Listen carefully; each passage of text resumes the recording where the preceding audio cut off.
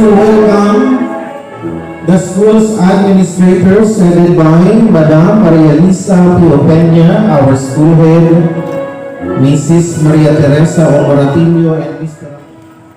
Let's give them a round of applause.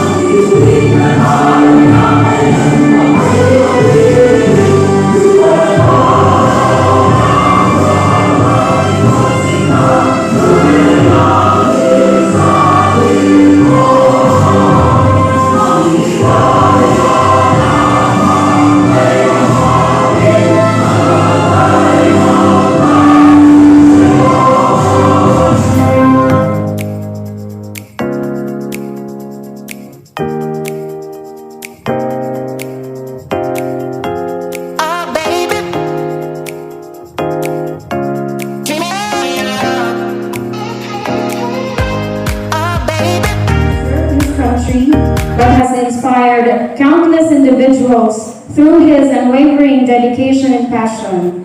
Please welcome the former member of the Philippine House of Representatives from the 15th Congress to the 17th Congress, Sir Christopher Esco.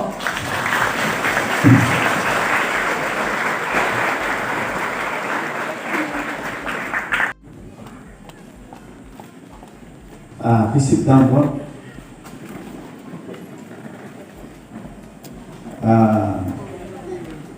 Aram nindo, libo-libo na ang naabutan taning tawang pang-edukasyon sa segundo distrito. Sarong patunay sa nananakulpa sa sato ang mga kababayan ang nangangaipuhan asin maabot ang saindang mga kamot para may taas ang asin matupad ang saindang mga pangarap. Parehas po nindo, sabi kan sa speaker ta na estudyante, alik siya sa sika, vendor. Ako po, nag-grade 1 po ako sa Ibalon Elementary School. Public school po yan. Ang magulang ko, public school teacher.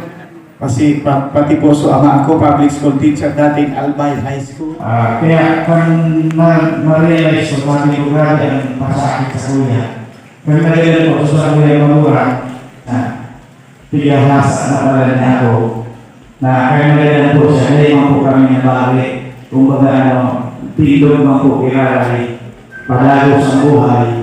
Kaya po, pwede po kami magalit kung Department of Education, Region 5, Schools Division Office of Albay, Putmon National High School, Putmon Tamalig Albay. Certificate of Appreciation is given to Christopher Esco in his invaluable contribution as guest speaker during the 7th graduation rites of Putmon National High School with the theme Kabataan Pilipino para sa patatag na kinabukasan ng bagong Pilipinas. Given this 31st day of May 2024 at Putmon National High School, Putmon, Tamalig, Albay, signed Maria Lisa Pio Peña, School Head.